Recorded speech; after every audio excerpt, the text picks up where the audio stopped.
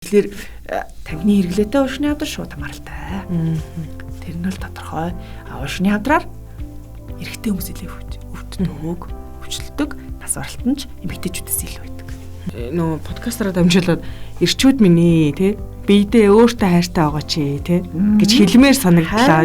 Тий. Нийт өвчлөлийн дийлэнхийг ирчүүд эзлэн хэрч тоо яахан болж байна.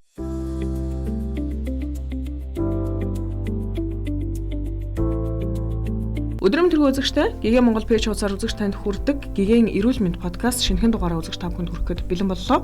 За манай өнөөдрийн подкастын зочноор хавдар судлалын үндэсний төвийн цэежний хөндийн мэсгэлийн тасгийн их хэмж Аз жаргал өргөдөн оролцож байна. Өдрөм төрхий танд. Өдрөм мэнд та бүхэн ч гэсэн өнөөдрийн мэндийг хүргэе. За би сая таныг ингээд товчхон танилцууллаа. Гэхдээ та үзэгчдод бас өөрийн дэлгэрэнгүй танилцуулахгүй юу те. Цэежний хөндийн мэсгэлийн тасгийн их хэмж гэхээр бас яг ямар чиглэлээр одоо мэрэгчсэн бэ ч гэдэг юм уу те. За сайн байцгаана уу.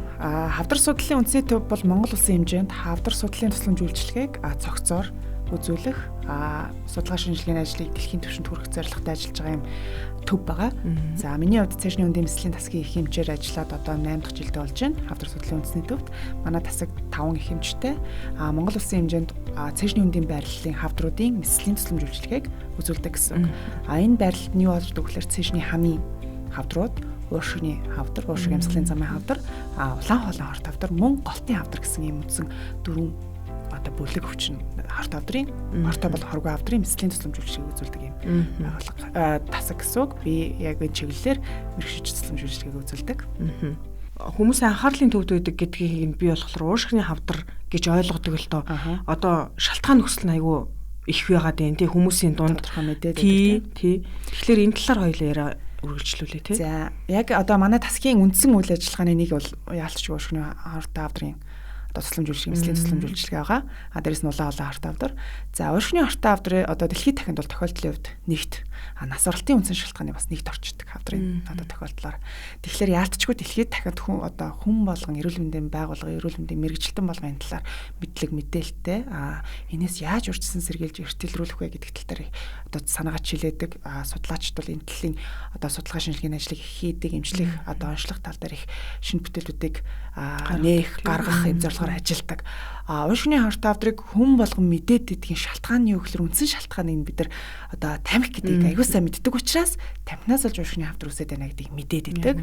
Тийм учраас одоо бид нар одоо энэ өдөр тутам хүн болгон тохиолдож байгаа энэ одоо бэрхшээлийг хэрхэн одоо хавдар үсгээд байгаа нөхцөлд хүчин зүйлийг хэрхэн арилгах бэ гэдэг талаар илүү ярилцах зүйтэй гэж ойлгож байна. Мөн онцлогдож байгаа хавдрын одоо үе шат гэж байдаг. Тэгэхээр уушгины хортой хавдар харьцангуй одоо тохиолдол өндөр хэрнээсээ онцлогдож байгаа үе шатын хувьд маш хожим үе шатанд онцлогддог. Бараг 80 орчим хувьд нь хожим үе шатанда ямар нэгэн одоо мэс заслын болон бусад боломжгүйгээр засал одоо болон бусад өргөдгсөн эмчилгээ хийх боломжгүй үед онцлогдоод байдаг. Үр дүн авах боломжгүй үед онцлогдоод байдаг нь нас баралтын түвшин хамгийн өндөр байдаг.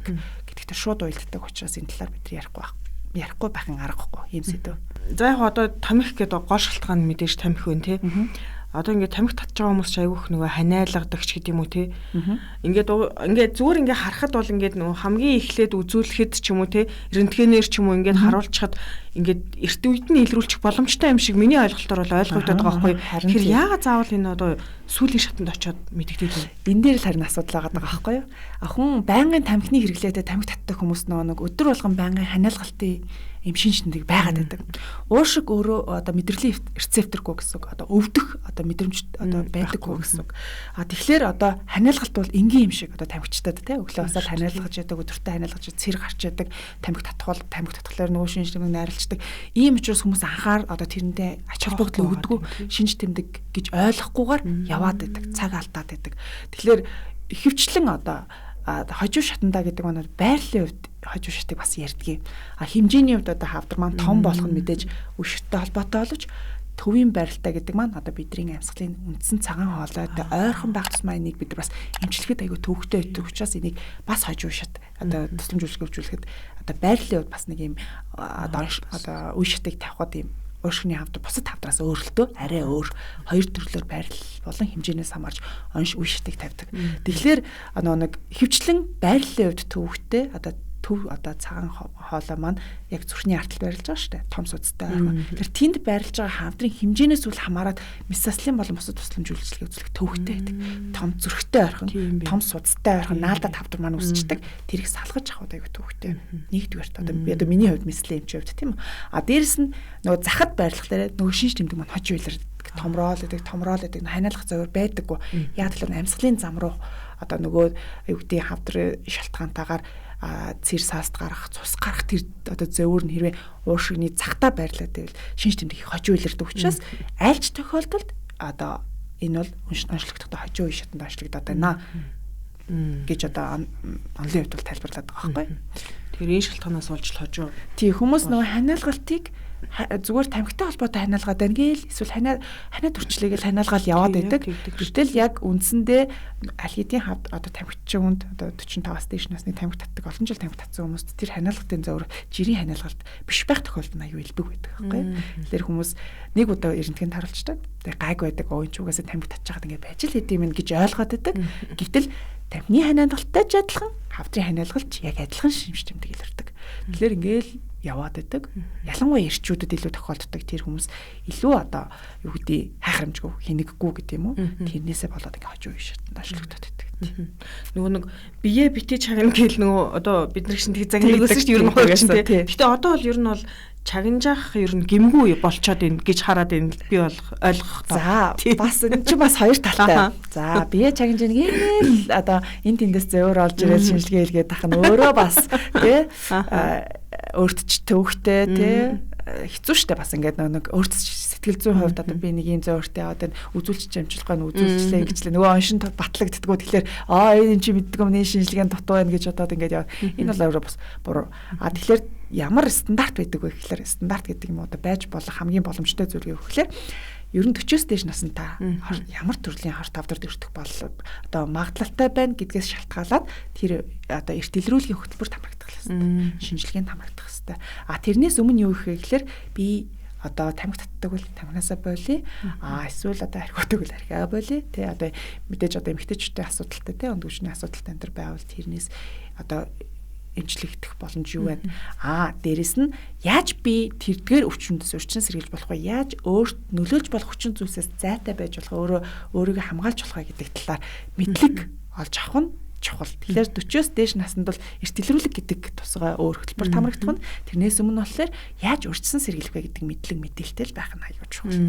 Эрүүл мэндийн боловсрол. Эрүүл мэндийн боловсрол гэдэг нь аюул чухал. Тэгэхээр 10 жилийн хүүхдүүдэд цэцэрлэгтэн те эрүүл мэндийн боловсролыг өгөх нь чухал.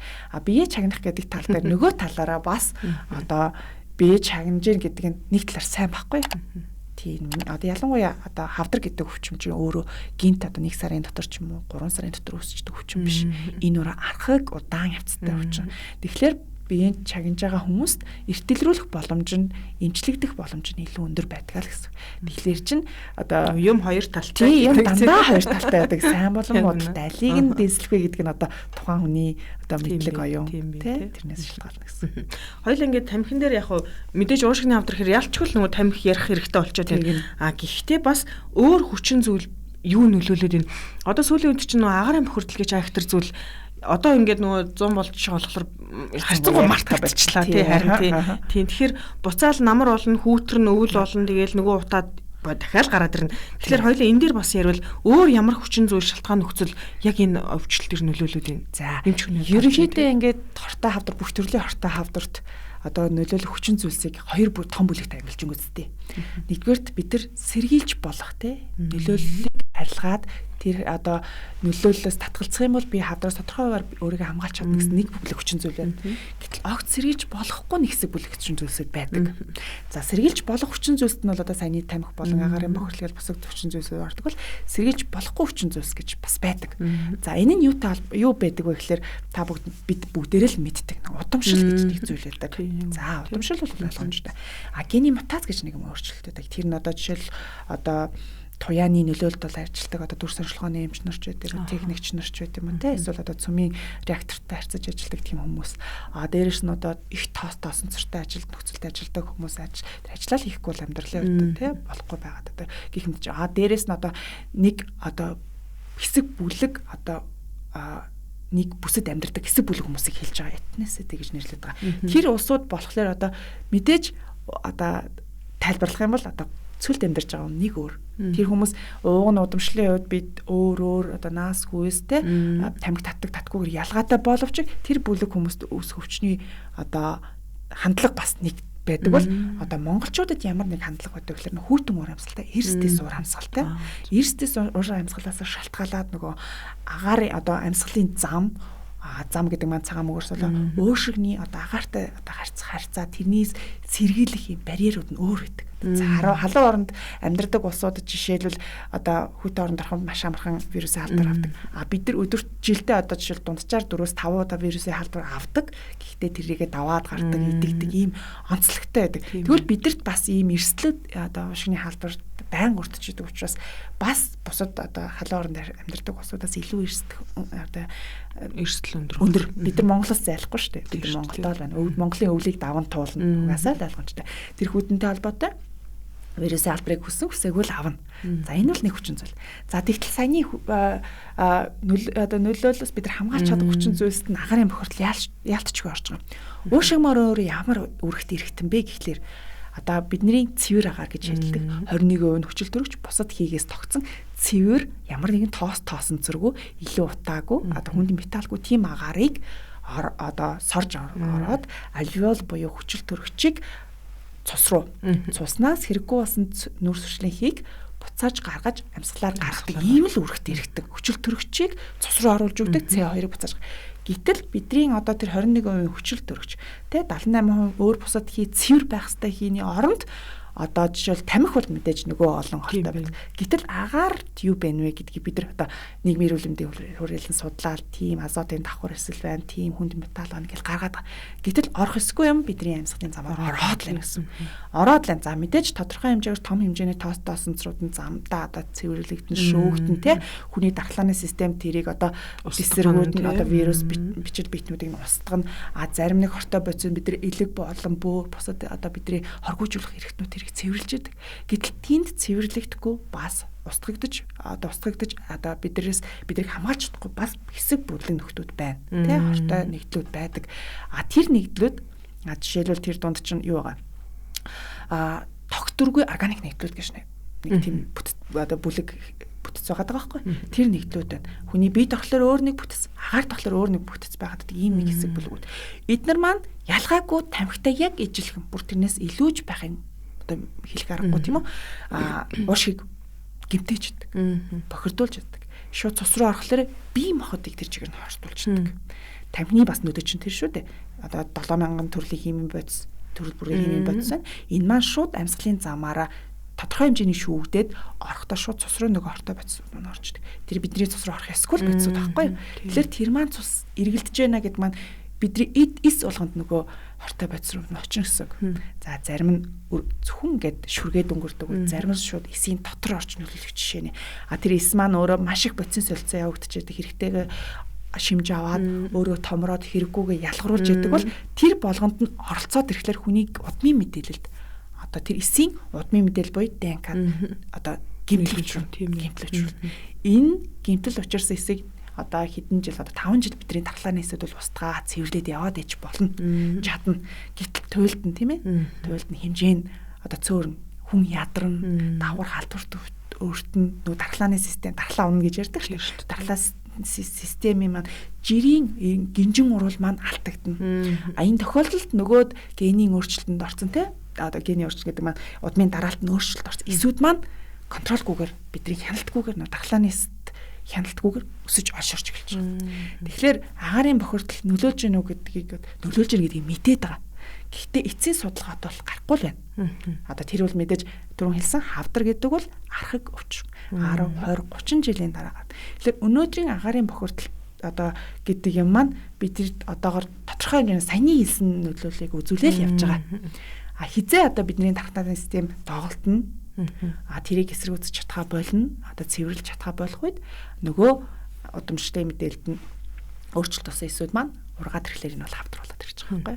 Тэгэхээр агаарын бохирдол бол тэр дотор нь агуулгадж байгаа тэр тоосон зар юм бактери дээрээс нь тэр хүнд металл органик нэгдлүүдтэй тэр хөрвчлийн давхар эсвэл энэ бүгд маань яг л ийм л процессор яваад байгаа. Бид нар нөлөөлж л байгаа.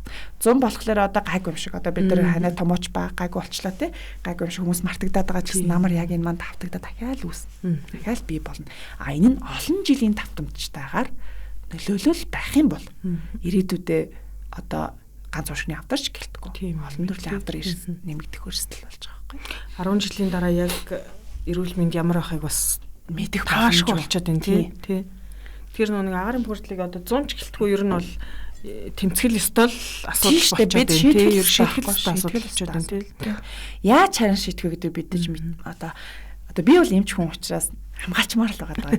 Гэтэл нөө инженерүүд маань тий одоо жишээл хот төлөвлөлт хариуцсан хүмүүс маань ч гэдэг юм одоо бидрээс мэдээж мэрэгсэн мэрэгчлээ усуудын шийдэл гаргаж өгөхгүй болохоор бид ингээд хараад сухаас л урахгүй яаж иж жагаад одоо мэдлэг мэдээлэл түгээх маань нэг хэрэгтэй юм. Эмчлэг маань одоо хэтрийг хожуулчаад байгаа байхгүй. Тэгэхээр одоо бид нар яаж сэргийлэх вэ? Анхдагч урдсан сэргийлтийг яаж хийх вэ гэдэг тал дээр одоо бүгдээрээ л дуулгаа. Одоо ялангуяа хэвлэл мэдээлэл хэрэгсэл дуулгаа өрмөөр юм шиг санагдаад байдیں۔ Би зүгээр одоо би зүгээр эргэн хүний санаа хэлчихэ. Зүгээр бид ингэж боддог байхгүй. Агарын бохирдол юунаас үүсэж байгаа гэхээр хамгийн ихэнд мэдээж утаа. Хүн даарахгүй тулд юм шатаа тийм үү? За тэр ямар юм шатаахаа одоо сонирм шүү дээ. Түүхийн нүүрс байна уу тэр сайжруулсан төрш байна уу ямар юм шатаах нь одоо хамаагүй дулаацах хэрэгтэй. За ингээд шатаалаа агарын бохирдол үүснэ. Тэр бол мэдээж ойлгомжтой зүйл юм шатаах гэсэн юм шатааж байгаа юм. Тэгтэл би зүгээр ингэж бодож тэр хүнийг дулаацуулах хэрэгтэй байгаа байхгүй юу? Тэр айл гэрээг тэр нялхуугтыг дулаахан л байлгах хэрэгтэй байгаа байхгүй юу?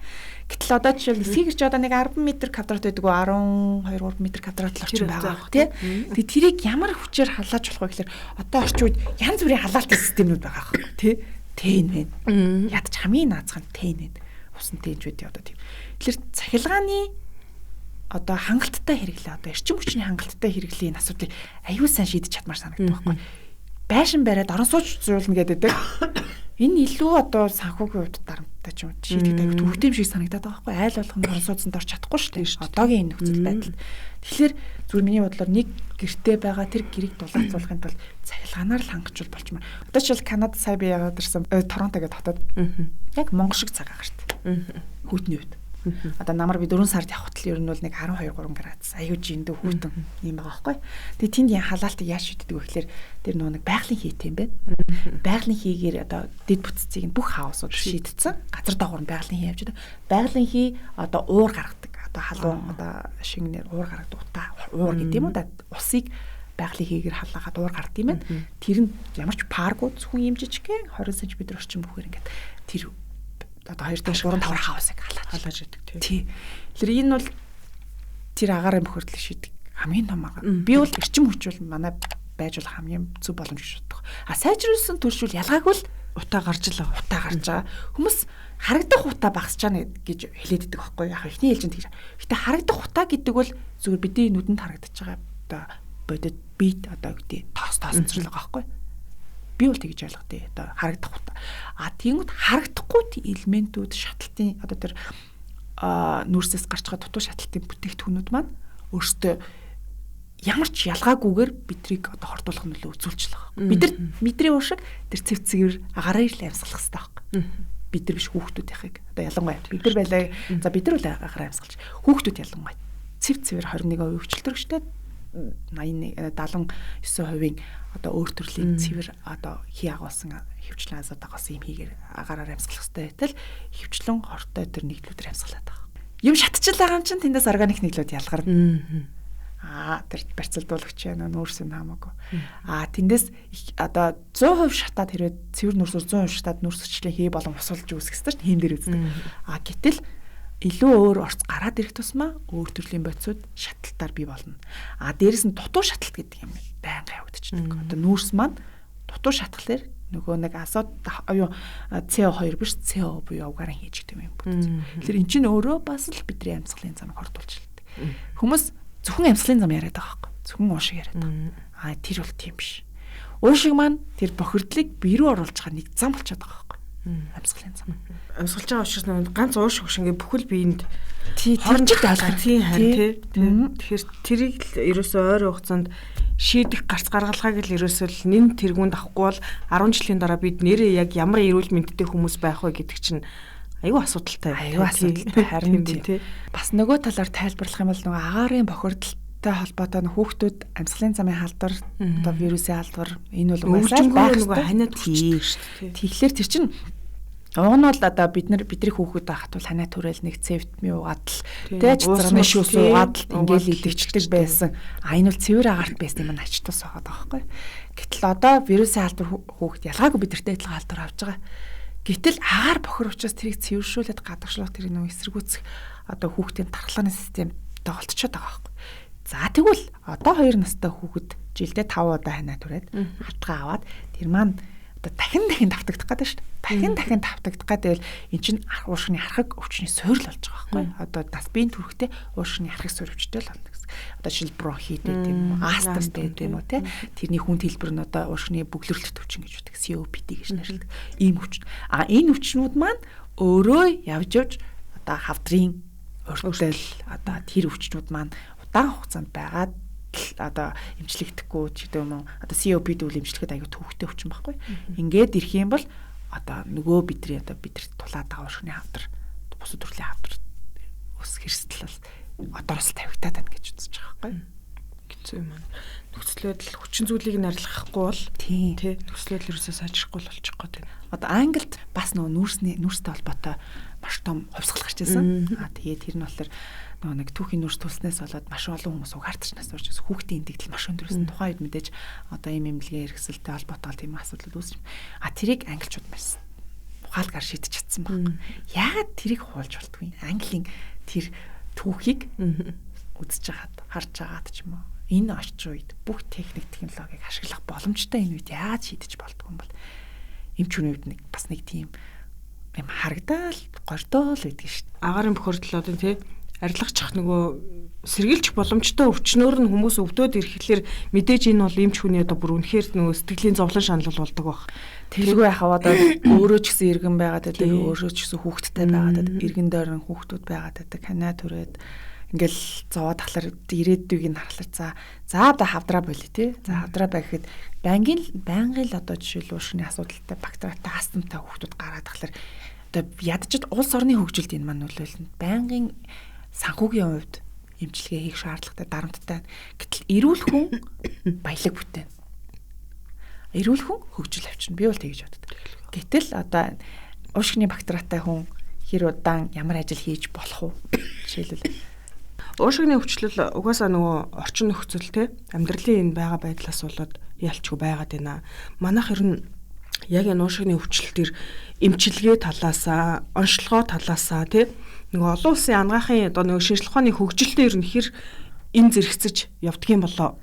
За уушгины өвчин гэхэлэр энэ ч аяга олон төрлийн өвчин гарч байна. За хавдрын хувьд би одоо өөрөг юм мэддэг юм аа л яриа те. Одоо за уушгины хортон хавдрын эртэлрүүлэг гэдэг маш том одоо юу гэдэг бүр том шинжлэх ухааны салбар байна. Яагаад тэгэхээр яалтчгүй дэлхийд дахинд уушгины хортой хавдрын тохиолдол нэгт байгаад байдаг, шалтгааныг нь мэдээд идэг. Тэгээд энэ дээр юу гэдгээр өөрчлөлт сэргийлэх арга хэмжээ аваад байдаг. Гэхдээ л эртэлрүүлэг гэдэг юм зайлшгүй байх хэрэгтэй гэдэг талаар одоо дэлхийн бүх судлаач санал нэгддэг. За эртэлрүүлэг нь өөрөө бусад төрлийн хортой хавдруудтай харьцуулахад өртөг өндөртэй байдаг юм аа уушгины хортой хавдрын эртэлрүүлэг. За жишээлбэл амьсгалын зам одоо хоол боловсруулах замын хартай хавдруудыг яриа л да. Одоо дулаан олон хавдар бол бид нар дурандуулах одоо дулаан олон дурангийн шинжилгээ хийхэд энэ эртэлрүүлгийн маш одоо өндөр магадaltaй одоо юу гэдэг үр дүн өндөртэй тест санхүүгийн хувьд бас дарамт багтаа ийм шинжилгээний арга. Жишээлбэл за элэгний хавдар гэж яриа. Элэгний хавдар бол цусны шинжилгээгээр хавдрын маркер болон эхо шинжилгээгээр тэ харьцангуй бас өртөг багтаа ийм шинжилгээний даргуудаар одоо илрүүлэх боломжтой байдаг. Одоо эмэгтэйчүүдтэй хавдар, өнөг төвчний хавдар гэдээ бусад одоо хөхний хавдар гэх мэт. Гэтэл уушгины хавдар яагаад ийм өндөр өртөгтэй байдаг вэ? Эрдэнэтгийн шинжилгээ гэдэг бол одоо орчин үед эртэлрүүлгийн аргад одоо орхоо болсон. За яагаад тэгэхээр эрдэнэтгийн шинжилгээ гэдэг бол ерөнхийдөө 2-3 байралд экс болон хажуу байрлалд зураг авдаг юм шинжилгээний арга эрдэнэтгийн тодорхойлж ашиглаж.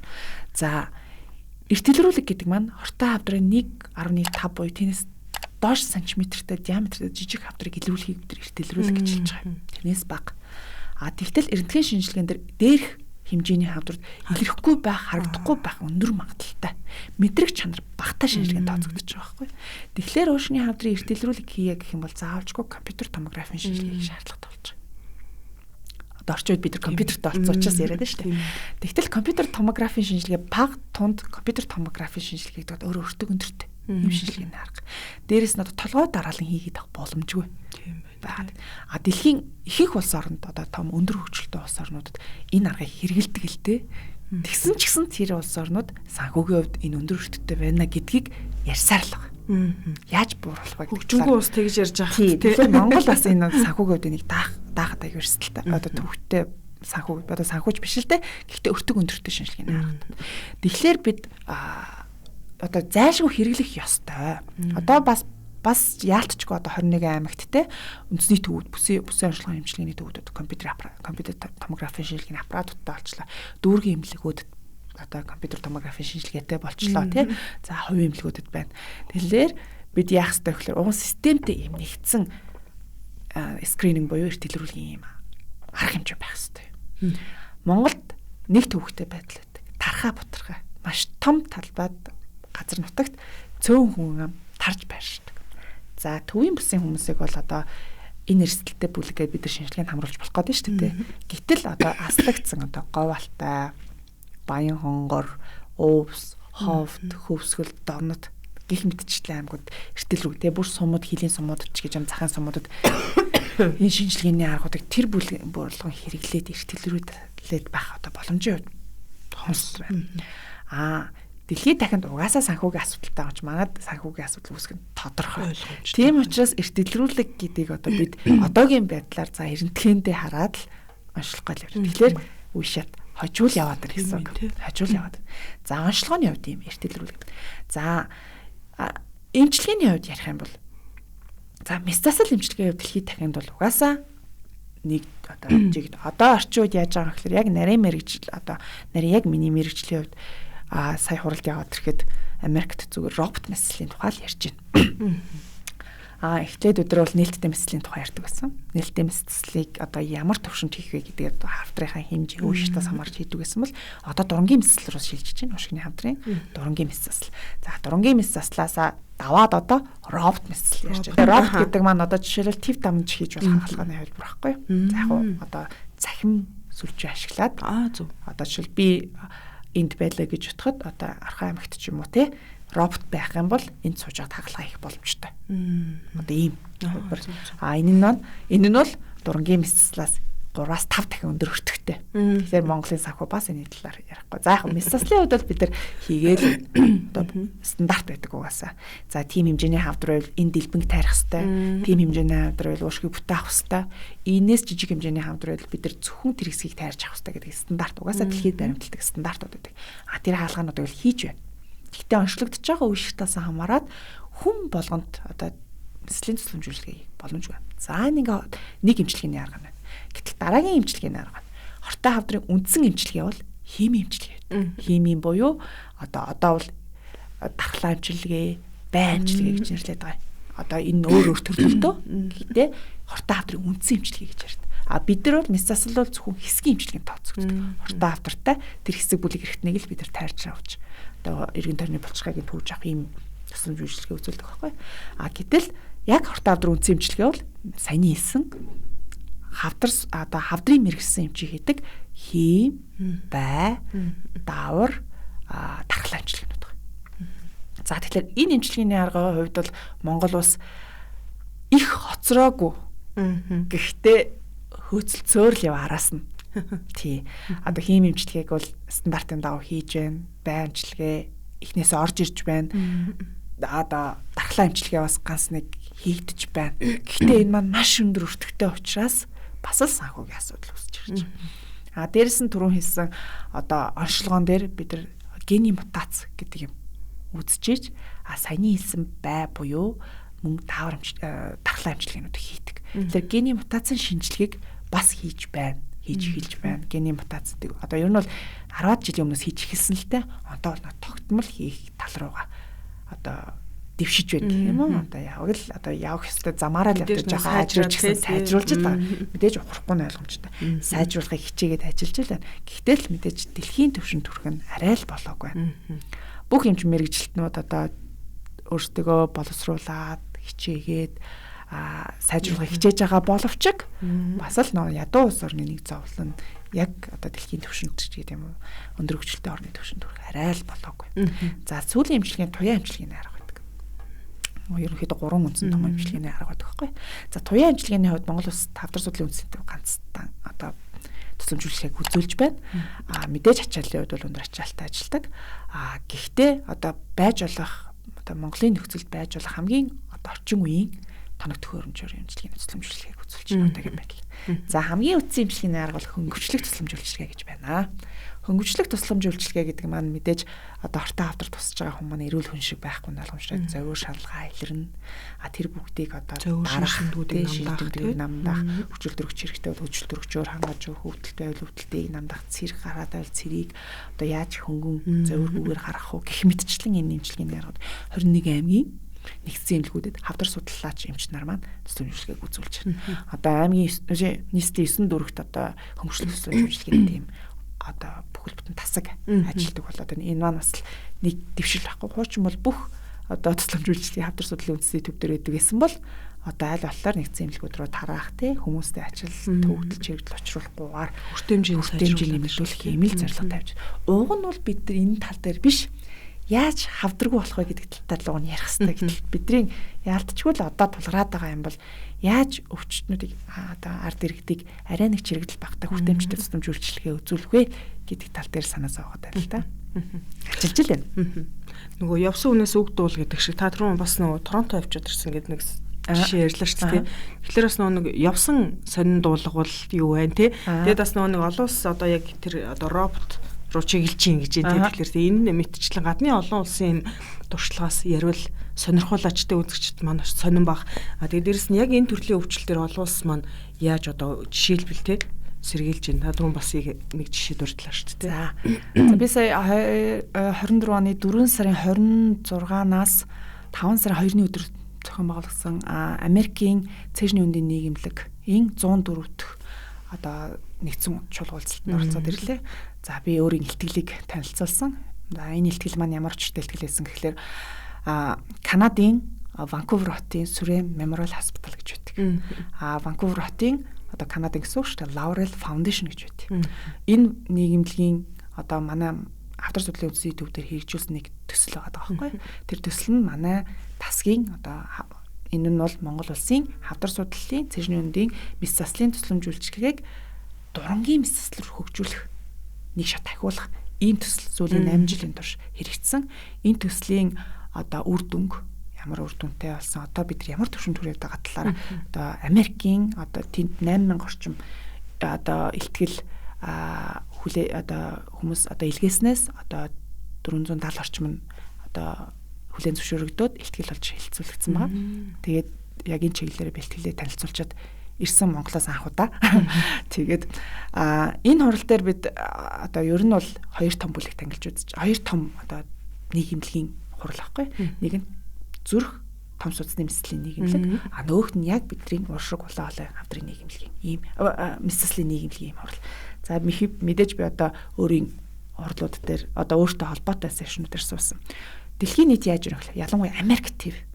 Америк ТV одоо дэлхийд одоо нэг хамгийн өндөр түвшинд одоо эрүүл мэндийн тусламжуулалтыг үзүүлж байгаа даатгалын систем хөгжсөн тэр газар одоо юу ярьж байна гэхэлэр бид одоо мэс заслын тусламжуулалтыг мэдээж робот гэдэг маань өндөр одоо гэдэг маш нарийн маневр сайт одоо гэдэг хөдөлгөөн болон бусад эдийг гэмтээхгүйгээр хийж болох юм мэслийн нэг одоо дэвшилтэд технологи одоо орчин үеийн технологийн дэвшлийг ашигласан юм нэг мэслийн төрлөлтөө. Тэгэхээр энэ эмчилгээний аргыг яаж дэлгэрүүлэх вэ? Яаж өртгийг багасгаж хүндрэл багтаа мэсэл хийх вэ гэдэг талаар яг мэсэл чиглэлээр нь бол энэ ажиллагаа хийж байна. Энэ одоо судалгааны ажлууд хийгдэж байна. Энийг танилцуулж байна. За одоо жишээлбэл олон хавдрын хагалгааг яаж хийвэл илүү хүндрэл багтаа хийж болох вэ? Өршөний хавдрын мэс заслыг ямар үе шатнд яаж хийвэл илүү үр дүн хүрэх вэ? За тэгвэл нөгөө нэг сешн юу байсан бэ гэхээр одоо эмийн эмчилгээ түрүүн ирсэн хийм болон бай. Таавар эмчилгээ. За хими эмчилгээ бол аль хэдийн яригадаад одоо судлагдсан эмчилгээний арга байгаа. Арай одоо гэдэг хордлого их хөгдөгтэй одоо мэдээж одоо гаж нөлөө болон хүндрэлтэй эмчилгээний төрөл. Тэгвэл тэрний дараагийнх нь бай эмчилгээ, дархлаа эмчилгээ гэж байна. Дархлаа эмчилгээний талаар илүү нарийн ярилцж байна. Дархлаа эмчилгээ нь яадаг вэ гэхээр одоо зөвхөн танд зориулсан. Жишээлбэл одоо ноён цэцэг, хатагтай цэцгээ, хатагтай цэцгээ уушны хард авдар өртлөө гэж үтэй. Гэтэл тэр хавдрын эсийг аваад ургуулад одоо ургуулж явах гений хувьд ингээд судлаад за энэ гений хувьд өөрчлөлт орчжээ. Энэ эсийг ийм төрлийн эс устгаж болох юм байна гэдэг тэр хүнээс одоо хатагтай цэцгээс дархлааны эсүүдийг түүж аваад туршилт явуулаад одоо тэр хавдрын эсүүдийг устгах эсүүдийг ялгаж аваад байна шүү дээ. Тэр устгаж байгаа эсүүдийг олноор нь өсгөрлөөд ингээд хүндээ хэрэглэж байгаа. Энэ нь ямар үр дүнтэй вэ? Энэ нь бусад эмчилгээнээс үр дүнтэй байна уугүй юу гэдэг талаар ярилцаж эхэлж байгаа юм. Тэгэхээр одоо энэ бол ихний одоо туршилтын юу гэдэг одоо санаа гэдэг ихтэй туршигдаад явж лээ л та. Тэгэхээр ирээдүйд юу болох вэ гэхээр одоо хүний колон гэж нэг хэсэг ярьдаг байсан шиг хүнээс эсийг колончлоод одоо олон хэмжээгээр бидний дархлааны эсүүдийг бий болгоод хэрвээ хавдрын эсүүдийг устгах чадах юм бол ирээдүйд мэслийн эмчийн хэрэг байхгүй. Тийм байна. Туяа эмчилгээний эмчийн хэрэг байхгүй. Хавдрын эсийг зөвхөн лабораторийн нөхцөлд дархлааны эсүүдийг бий болгоод эмчилж болох юм арга талаар хэлцэж байна. За Японд жишээлбэл би найдлан жил хагас юм Японд 2 сар бас туршлага судлаад ирсэн. Тэнд яаж ийм нөхдөр зөвхөн хатагтай цэцгэд зориулсан бүх төрлийн эмчилгээний алгоритмыг зохиодог. Одоо бид нар бол яадаг вэ гэхээр нэг төрлийн хавдар байна. Одоо Монголд бол жишээл нэг төрлийн хавдар байна. Одоо цаанаас ирсэн 2-2-4 гэдэг шиг энэ хавдарт ийм эмчилгээ ийм тунгаар хийгээд хянаад ингээд явна гэсэн юм. Одоо 2-2-4 гэдэг шиг бид нар тийм ном байдаг. Гайдлайн байдаг. Гайдлайн. Мэдээж эмчийн нарийн мэрэгжил болон бусад туршлагаас үндэслээд тэрийг одоо өөрчлөх, сойлох, тунг нэмж хасах одоо тийм нарийн юмнууд байна л та. Гэтэл Японд яаж юм гэхээр зөвхөн тэр хавдрын эсэд зориулсан химийн эмчилгээний комбинац одоо 2 юмнэр, 3 юмэр, 4 юмэр, 1 юмэр яаж эмчлэх вэ? Тодорхой хугацааны туяа эмчилгээг ямар тунгаар зөвхөн тэр хавдарт яаж одоо тэр хүний хавдарт зориулж эмчилгээ хийх гэдэг чинь ийм схемийг зохиодог. Японд гэхдээ одоо бусад улсыг бодох юм бол илүү одоо тийм өвөрмөц хавдрын хувьд эмчилгээний одоо арай өөр арга төвшөнд арга технологи яагаад тэр шинжлэх ухааны судалгааныхын төвшөнд тийм өндөр төвшөнд байхгүй тэгдэг. Тэгэхээр ирээдүйд бид нар тийм л зорилго тавина. Зөвхөн тэр төрлийн одоо уушгины хавдар гэдэг хүн болгонд уушгины хавдар үзээд байгаа ч гэсэн хувь хүнийхээ онцлогтой холбоотойгоор өөр төрлийн одоо мутацтай, өөр бүтцтэй, өөр үржих чадвартай, өөр одоо үсэрхийлэг бусдад тарах чадвартай хавдрууд үүсдэг гэдгийг шинжлэх ухаан аль хэдийн баталсан. Тэр болгон тохирсон эмчилгээ хийж байгаа юм. Саяхан манай хими эмч одоо Англид сая мастер ажлаа хийгээд ирсэн эмчүүд байхгүй миний үеийн цалмууд хийгээд байж. Тэр юу гэж хэлсэн бэ гэхээр одоо тэр Англид бид нар энэ өвчтөнд ямар эмчилгээ хийвэл үр дүнтэй вэ гэж эмч толгой гаршлагдаг тийм. Гэтэл одоо манай хавдрын эмчийн хувьд яадаг гэхээр биднэрт ямар эм байгаа вэ гэдгийг хамгийн түрүүнд боддог гэж байна. Бага эмнээсээ сонголт хийдэг. Гэтэл өндөр хөгжилтэй оронд бид энэ хүнд ямар төрлийн эмчилгээ хийвэл үр дүнтэй гэдгийг сонголт. Энэ хоёр бол маш том чанар ялгаа байхгүй. Тэр одоо яалтчгүй ингээд санхүүтэй холбоотой болоод ирдэг. Тэр ядуу орны нэг зовлон бас байна. Тийм байна. Зүтгэлээ. Тэмцээлээ. Анагаахын шинжлэх ухаан өсрөнгөө хөгжиж байна тий. Гэхдээ би бас хараад хахад эмчнэрийн яриг сонсоод ахаар манай эмчнэрийн чадал одоо мэрэгжлийн хувьд чадал бол одоо айгүй мундаг, айгүй сайн дээд түвшинд байдаг гэж би ойлгодог шүү дээ ярианаас нь. Тий хүний нөөцийн чадвар чадамжийн хувьд тий. Яг яалтчгүй оноо дэлхийд хавтгаа болчиход байгаа байхгүй юу? Дэлхийд хавтгаа болоод бид хаанаас ч ямар ч мэдээллийг сонсоод ойлгоод мэдэх сурах боломжтой болсон. Энэ маань бидрийг одоо онлын үед бид хаанаас мэдээлэл дэлхийн аль ч орны өнцөг болон эмч болонд байгаа судлаач эмч маань материалаа тавихад бид унших боломжтой, мэдээлэл авах боломжтой болсон маань бид нар одоо онлын үед тэр хүмүүстэй төхөж очиж байна. Миний хувьд месаслын эмчийн хувьд яадаг гэхээр бид нар хүн л эмч нь яг адилхан процедураар ажилбарыг хийхийг зорддог. Тэгтэл онцлог байсаар л байдаг. Хов хүний онцлог байна, ур чадварын онцлог байна, технологи онцлог байсаар л гэдэг байхгүй ялгаа байсаар л. Хэдийгээр би хүсээд одоо хиттийн одоо нэгдсэн эмнэлгийн одоо уршигны хамтрын хагалгааны кейсийг гүйцэж хийж чадахгүй. Бид нар хийх тусам дадлгаж байна. Хийх тусам ур чадвартай болно, тийм үү? Онлыг бол бид нар бол мэдээд аваад болчихж байна, тий? Уншаал мэдчихэж байна. Одоо тийм байд юм, ийм байд юм мэдээд авч. Гэтэл гардан үйлдэл гэдэг маань өөр зүйл байхгүй. Жишээлбэл одоо хиттийн цэргийн эмнэлэг гэж яриа л да. Тэнд одоо жишээл өдөрт яг одоо бидний өдөрт нэг удаа нэг л хийдэг хагалгааг тэнд өдөрт 10, 20, 30, 40-оор нь хийдэг. Эмчнэр хийдэг. Тэр тусам л дадлагчж идэг, хөгжиж идэг.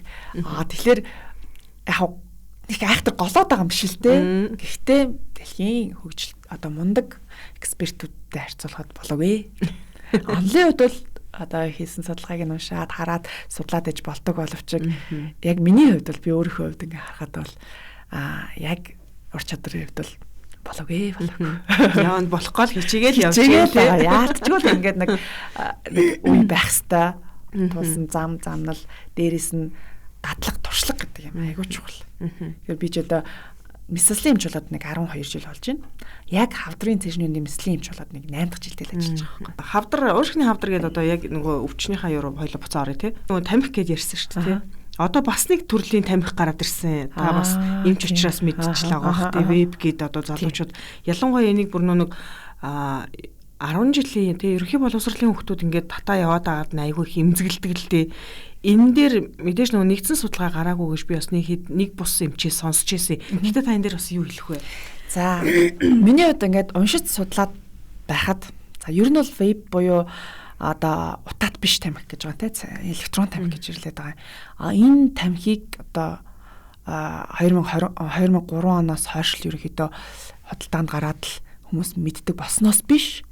Бүр 1800 оны сүүлээс никотиныг яаж утаа гаргахаар би ирүү шимэгдүүлэх вэ гэдэг юм ингээд туршилтууд ч гэдэг юм юмнууд явагдаж л байсан байхгүй. Айл тэр үеэс мэдээж одоо тамхи үйлдвэрлэгч компаниуд л тэрийг хийж байгаа шүү дээ.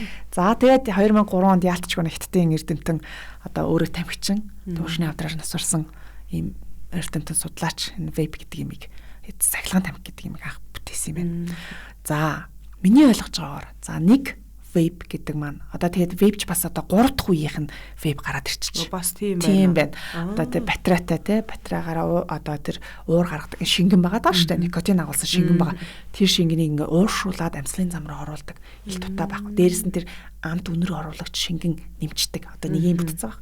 Тэгтэл нэг веб ойролцоогоор 2 мл орчим тийм шингэнтэй идэг юм байна. За 2 мл шингэн байна. Тэгтэл 10-аас 20 мл никотин агуулд юм байна. За 20 мг никотин агуулна гэдэг маань тэр 2 мл-т 40 мг никотинтай нэг юм тамхи байгаад байна шүү дээ. За тийм байна. Тэгтэл 40 мг-тай энэ нэг вейп маань нэг хайрцаг тамхитай тэнцэх юм байна. Нэгээс 2 хайрцагтай тэнцэх юм байна. 10 мг мл байх юм бол нэг хайрцагтай, 20 мг мл-тай байх юм бол 2 хайрцаг. Одоо утаат тамхитай, янжуур тамхитай тэнцэх юм байна. За тэгвэл хуулаараа болон татвараараа утаат тамхины хэрэглээг хязгаарлаж болох юм байна. Тийм ээ? Одоо бид нар ч хуулаараа олон нийтийн газар татахгүй ч гэдэг юм ингээд таньс. Тэгээд гэртээ байх үйл одоо нөхрөн тамхи татдаг бол гараа татгээл одоо ингээд жишээлбэл юм хязгаарлаж болдог бол утаат биш одоо энэ цахилгаан тамхинд тийм хяналт байх боломжгүй юм байна. Нэгдүгээр хуулиндаа тэр чинь электрон тамхи гэдэг нэр ороог учраас би саяхан тэрийг уншсан байхгүй. Тэгэхээр тийм учраас хуулиараа хязгаарлаж болохгүй байгаа. Гэтэл насны хязгаар бас байхгүй юм байна. Энэ чинь хуулийн дээр байгааг. Тэгтэл хүүхдүүд яг л энэ чинь нэг тааламжтай үнэртэй таатай. Хүүхдүүд бол мэдээж ихний ээлжид сонирхчл тэрийг оролдож байгаа байхгүй. Тэрнээс одоо бие махбод нь анханасаа никотинд одоо дасал болсон хүүхэд байна гэж нэхэд энэ гэж байхгүй. Тэр нэг нэгэндээ саваагуудтай саваагуудаа сонирхдаг. Гэтэл тааламжтай үнэртэй тааламжтай мэдрэмж төрүүлдэг. Никотин ч өөрийнх нь үйлчлэг нь цусаар уушгаар орлоо, судсан чимэглээ, өнчин тархинд очлоо, тэндээс аз жаргалын гормоны тодорхой хэмжээг ялгаруулдаг. Тэгэхээр хүн тааламжтай сайхан мэдрэмж төрдөг.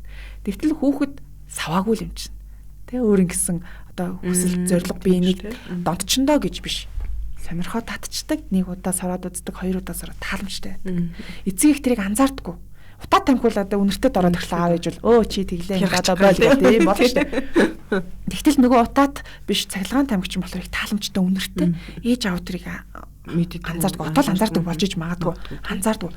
Дээрээс нь хитэн удаа өдөр сорж байгааг хянах боломжгүй. Одоо нэг ийм 2 мл имийг ч одоо нэг хайрцаг тамхиг одоо нэг өдөр хэрглэж ийн 2 өдөр татаж дуусч ийн гэдгийг хянах боломжгүй. Дээрээс нь утаа тамхи хүн утаа гаргаад тамхи татлаа гэхэд ойролцоогоор нэг 20-30% хүний одоо цусны эргэлтэнд орд юм байл та тэр одоо бодисууд нь. Гэтэл утаад биш тамхи 80-аас 90% одоо уур болоод жижигхэн тусас ширэхгүйд болоод орхолоорэ одоо амслын замд орох илүү шимэгдэх чанарны илүү байт юм байна. Хүний цус руу шимэгдэх одоо хувь нь өндөр байт юм байна. Тэгэхээр одоо хүмүүс никотинд мэдээж дасал нь бол ижил байх гэдэг. Утаа тамхитай бүр илүү ч хийж магадгүй. Дээрэс нь одоо жишээл утаа тамхинд 7000 төрлийн химийн бодис байна гэж. Тэрнээс одоо 40-с 70 төрөл нь болохоор яалч хавдар үсгээд байна. Гэтэл одоо утаад биш тэр вейп гэдэг цахилгаан тамхинд бол 2000 орчим төрлийн бодис байна гэдгийг одоогоор тогтоочод. Гэхдээ одоогоор тогтоочод байгаа. Тэр нь одоо жишээ өнөрөө оруулагчтэй. Тэгэл хүнд металл байна. Тэгээ мэдээж одоо цахилгаанаар тэрийг халаахлаар ямар уруул явагдаж байгаа тэрийг таашгүй шүү дээ. Тэндээ шингэн бодисыг цахилгаанаар халаагаал тэгээ батарейгаар халаачиж байгаа. Тэндээс уурч гарч байгаа. Тэгтэл тэр 2000 төрлийн одоо химийн нэгдлээс бас хавтаа хавдар үүсэх нөлөө нь хаана вэ гэдгийг бас судалсаар л. Энд чинь одоо цоошин юм зүйл байгаа байхгүй бидний хувьд. Тэгэхээр түрүүн таны хэлсэн судалгааны төвшөнд байна. Энэ үл яалтчгүй. Энэ шин юм байгаа байхгүй. Шин зүйл байгаа даа. Ковид анх гарахад ч гэсэн бид нэр айгүйх айлстай, төвшөртэй шин зүйлээс учраас бид нар бол айхан байхгүй тийм. Яг энэтэй адилхан одоо энэ утаад биш тамхи цахилгаан тамхи бол бидний цоошин байгаа учраас айдасч байна. Зарим хүмүүс илүү одоо дэвэргэх сайн сайхан гэж сурталчлах юм байгаад байгаа байхгүй. Тэгэхээр эмч хүний хувьд энэ хоёр хортой. Хоёулаа хүнд хэрэггүй зүйлээ гэдгийг л хэлмээр байна. Вебинг одоо тэр цахилгаан тамхигийн гаж нөлөө, хор нөлөө биднэрт одоо бидний өвчтөд одоо уушгины хавдар үүсгэх эрсдлийг судалгаа 10 жилийн дараа 20 жилийн дараа л гарна. Тэр одоо энд сууж байгаад ярих юм бол би арай өөр юм ярих гэдэг байхгүй. Ямар ч байсан энэ утаад тамхи болон цахилгаан тамхи хоёулаа хүний бие тортой гэдгийг өстой баталгаатаагаар хүнд огт хэрэггүй зүйл гэдгийг хэлмээр санагдаж байгаа байхгүй. Нөгөө тамхи авч татдаг хүмүүс өөрсдөө ерөөсөө өвчин л худалдаж аваад ийн гэж ярьдаг шүү дээ. Тэр чи одоо никотин л одоо өөрийнх нь одоо донтуулах шин чанар тэр чин цохиомлоор хүний аз жаргалын даврыг ялгууруулж гэж байгаа юм. Тэгэхээр одоо хүмүүс тэр тамхи татаа сайхан болоод байна. Тэгэнгүүт бас өөдгөө нь одоо никотин очоод даавраа ялгаруулчлаа. Гэс буцаад хамаа тавьчих. Дахин хэрэглэх тусам тэр зайн одоо юу гэдэг одоо ялгарх хэмжээ нь багасаад байдаг. Үйлчлэг нь багасаад. Тэр улам нөгөө хэрэгжилж ойр ойрхон хэрэгжилж л нөгөө таашаалыг авах гэдэг шүү дээ. Тэгэхээр эн чинь өөрөө никотины гол хамгийн хортой сул. Никотиныг хүмүүс ингэж ярьдаг. Судлаач никотин өөрөө хүнд хорт хавдар үүсгдэг юм а гэж яриад байгаа байхгүй. Тэгтэл никотин бол заан үүсгдэггүй гэж болно. Гэхдээ никотиныг дагалдаад орж байгаа нөгөө олон бодисууд чинь бол яалтчгүй өвч үүсгээд байна гэдгийг нь бол баталгаатай. Аюултай хэрэглээ авах. Тэгэхээр яг одоо бид хоёрын подкастыг үзэж байгаа үзэгчид хэрвээ тамхи татж байгаа бол хэрвээ та веб одоо хэрэглэдэг бол тий татгалзаарай. Магадгүй энэ одоо танд мэддэхгүй гэж болно. 10 20 жилийн дараа танд ямар нэгэн одоо өвчний их үүсвэр болоод гараад ирэх нь шүү. Аюултай мэн шүү гэдгийг бас давхар сануулж хэлэх нь зүйтэй баг тийм үү? Заавал хэлэх хэрэгтэй гэж бодож байгаа. Тийм. Тэгэхээр бид хоёрын ярилцах цаг ч гэсэндээ бас нэлээ явчлаа. Тэгэхээр хоёулаа яг хөө ингээд мэдээж хорц зуршил эдгээр байхгүй бол одоо энэ төрлийн өвчнөөс сэргийлэх боломжтой гэж ярьлаа. Гэхдээ та эмчүүний хувьд нэвтрүүлгийн төгсгөлд те яг ийм нас сэргийлж чадах юм бол одоо энэ уушгины хор тавдар гэдэг зүйлийг тусахгүй байх магадлал одоо тэдэн хувиар ихснэ ч гэдэг юм нэг ийм заавар зөвлөмж маркер үзэгчдэд хэлэхгүй те. За уушгины хор тавдарт гэдэг тамхиг бол холбоол яриа л одоо. Гэхдээ тамхи чинь өөрөө хүний биед хааж одоо бүх эргэнтэнд үүсч болох хавдрын үүсгэх хүчин зүйлийг 30% дангаараа одоо эзэлж идэг. Тэгэхээр тамхи татдаг хүн ганцхан уушгины хавдар биш. Бусад өөр төрлийн хавдраар өвчлөх эрсдэл нь тамхи татдаг хүнээс 30% илүү байна л гэсэн. Гэж ойлгох хэрэгтэй. Дээрэс нь хортой хавдарт нөлөөлдөг одоо бидний сэргийлж болох юм хүчин зүйлүүдэд юу ордог вэ? Архины эргэлт. Арх, тамхи, хөдөлгөөний хомсдол, дээрэс нь тархалт. Энэ дөрв бол хамгийн том хавдар үүсгэх эрсдэл хүчин зүйл. Энийг бид нар уг нь бол зохицуулж хянж болно. Хөдөлгөөнийг хийж болно. Хоолоо зохицуулж одоо бидний хүүхэд байх үетэй харьцуулахад одоо хоолны сонголтууд маш их болсон байна. Маш өөр төрлийн сонголтуудыг хийж фитнес жимүүд их болчих, хаасайгууд тасгал хөдөлгөөн хийж биеийн жингээ барьж болж. Тамхины хэрэглээ одоо яалтч донтуулагч, арх тамхи бол донтуулагчтай холбоотой учраас энэ яалтчгүй хүний ухаан, оюун ухаан одоо юу гэдэг оюун ухаантай шууд холбоотой. Мэдлэг мэдээлэлтэй шууд холбоотой. Хувь хүний өөрийн хүсэл эрмэлзэлтэй шууд холбоотойгоор одоо дээрх одоо хорц зуршладаас сэргийлж одоо өөрийгөө холдуулж хорт авдраас сэргийлж болно. Хэрэг саяны дөрвөн хэлсэн хүчин зүйлийг одоо өөрөө хүчин зүйлээс өөрийгөө сэргийлж чадах юм бол хорт авдар үүсэх эрсдлийг 70% хүртэл бууруулж чадна. Буруулчих. Тал гэдэг маш өндөр байхгүй харин тий айгүй өндөр байхгүй. Тэгэхээр дөрвөн зүйлийг л бид нар зохицуулж чадаад арх хэрэглэхээ болоод тамхиа хэрэглэхээ болоод бусдыг хордуулахаа болоод тийм ээ. Дээрэс нь биеийн жингээ доктортой авч яваад дээрэс нь хөдөлгөөн сайн хийж байх юм бол 70% хорт авдраас 70% сэргийлж чадна. За эмч хүний хувьд те яг энэ уушигны хавдартай холбоотойгоор та юуг илүү одоо нөгөө эрүүл мэндийн тогтолцоонд оч гэдэг юм уу те юуг илүү сайжруулчихвал нэг юм одоо гоё болох гээд байгаа юм шиг тийм одоо нэг юу байдгүй тань бодол гэх юм уу те. За миний хувьд нэг хоёр зүйл гэдэг. Нэгдүгээрт яалтчгүй эрүүл мэндийн боловсрал гэдэг юм аягүй чухал. Энэ боловсрал сургалт судалгааны юу лээ сурталчилгааны ажил бол хамгийн чухал зүйл гэж боддог. Нэг бүр цэцэрлэгт байхаас нь хүүхдүүд төлөвшүүлэх хэрэгтэй. Тамхи бол хортой, арх бол хортой, биеийн жингээ илүүдлүүл юм хортой гэдгийг одоо хүүхэд байхаас нь одоо японочууд шиг тэд сурах хэрэгтэй. Хоёрдугаарт юу гэхээр Монгол улсын эрүүл мэндийн системийг сайжруулах гэдэг нь юу вэ гэхээр даатгалын систем гэдэг юм аяг чухал. Даатгалын систем. Яагаад даатгалын систем чухал вэ гэхээр яг бид нар тулгарч байгаа асуудал байхгүй. Одоо Канадад жишээлбэл маш өндөр хувийн эрүүл мэндийн даатгал төлдөг. Тэр хэмжээгээр эрүүл мэндийн тусламж үйлчилгээ авдаг. Монголд нийт хөдөлмөр эрхэлж байгаа хүмүүс бол 3.1 хүрэхгүй хувь шүү дээ. Тэр хүмүүс эрүүл мэндийн даатгал төлдөг. Цалингаас 3% татвар төлдөг. Гэтэл одоо бусад хуваарай бизнес эрхлэгчид тийм ээ. Дээрэс нь малчид. Одоо малчид бас төлдөг болсон. За хүүхдүүдийг үл ярихгүй. Тэтгэврт гарсан улсуудыг үл ярихгүй. Хөдөлмөр эрхлэх боломжтой тэр улсууд татвар төлөхгүй явж байгаад ямар нэг нийгмийн даатгал ч юм уу эрүүл мэндийн даатгалд огт төлөхгүй нийгмийн даатгал мөнгө хоримтлуулахгүй явж байгаад өвдөх үедээ сүүлийн 3 жилийн эрүүл мэндийн даатгал гэдэг манай ойролцоогоор нэг 200 мянган төгрөг төлөөд насан туршдаа бидний төлсөн татвартай ижил хэмжээний 10 сая 20 сая 100 сая яг мөнгө ярахлах хүмүүс дургуутч магадгүй ийм тусламж үйлчлэгийг авдаг. Энэ тэгш бус зүйл байхгүй. Тэгэхээр хэрэгцээ хүн болгон эрүүл мэндийн даатгалаа цаг тухайд нь яг төлдөг бол бид нар тусламж үйлчлэгээ үзүүлэхэд одоо мөнгө яриас авахгүй ийм л нөхцөл байхгүй.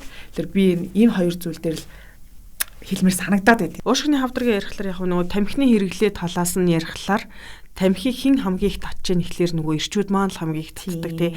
Гэхдээ энэ нөгөө яг сүүлийн үеч ингээ харахад эрэгтэй эмэгтэй үл татдаг харагдаад байдаг. Гэхдээ ер нь яг тань дээр ирж байгаа тусламж авч байгаа энэ хүмүүсийн ер нь хүүсийн хувьд ямар хөө байдаг вэ? Харьцаа тий. За сая 2020 онд дэлхийн эрүүл мэндийн байгууллагаас нэг тамхиталтын тийм судалгаа одоо юу гаргад юм байна, статистик гаргад юм байна. 164 орноос манай улс нэг 41-2-д орж ивэ да. Тэгэхээр эхний 50 улс бол ерөөсө дандаа хөгжиж буйд буураа хөгжилтэй орны улс тамхины хэрэглээний өндөр байд юм байна. Монгол улсын хувьд нийт одоо насан турш эрэгтэйчүүдийн 51% тамхитдаг. Тал хувь. Эмэгтэйчүүд нь бол 7.5% орчим тамхитдаг. Тэгэхээр бас энэ бол яалтчгүй хөгжлөлтэй холбоотой. Яг одоо ингээд судалгаа судлаач байгаа бид нар хөвчлэн номын заслын тусламж үйлчилгээ авч байгаа хүмүүстэй харьцуулсан судалгаанд хийдэг байхгүй. Тэгтэл яг л одоо энэ тамхины хэрэглээтэй шууд хамааралтаар яг л ийм үзүүлэлт гардаг. Ойролцоогоор нэг 60-40 ч юм уу 70-30 ч юм харьцаатай 70% нэрхтээ 30% нэмэгтэй ч юм уу ийм харьцаатайгаар өвчлөлийн түвшин харагддаг байхгүй. Тэгэхээр тамхины хэрэглээтэй уушны хавдар шууд хамааралтай. Тэр нь л тодорхой. Уушны хавдраар эрэгтэй хүмүүс илүү өвддөг, өвчлөлдөг, нас баралтан ч эмэгтэйчүүдээс илүү байдаг. Нөө подкастаараа дамжуулаад ирчүүд минь тий биедээ өөртөө хайртай байгаа чи тий гэж хэлмээр санагдлаа. Тий. Нийт өвчлөлийн дийлэнхийг ирчүүд эзлэнэхэр ч одоо яах юм бол чинь. Тий штэ. Одоо түрүүний хэлсэн нөө дөрвөн шалтгааны чинь хоёр нь яалч эргэтэй ч хамаатай байгаа байхгүй. Тамхиталт, архитектал. Энэ хоёр маань хавсаад ирэхээрээ бүр л нөгөө төвшинч нэмж. Тэгэхээр эргэжтэйчүүд гэмтэл бэртэлтч их өртдөг, нас баралтын хувьд ч өндөр байдаг. Дээрээс нь хорт авдрын тохиолдлоорч эмэгтэйчүүд хол тав байдаг. Хол илүү байдаг. Уушны авдар дээр ялангуяа. Зүрхний шиг дээсэл гэж юм. Эргэтэй хүмүүс л тамхи татдаг, архиудаг эргэтэй хүмүүс л байдаг. Тэгэхээр яалтчгүй эрчүүдтэй одоо харилмаар л байгаа юм да. Эрчүүдтэй одоо яаж харилах хэвтэй юм бол өөрөөрөө хайрлах нь өөрөө хайрлах нь айгүй чухал байхгүй. Тийм ээ. За баярлалаа юм чи. За баярлалаа.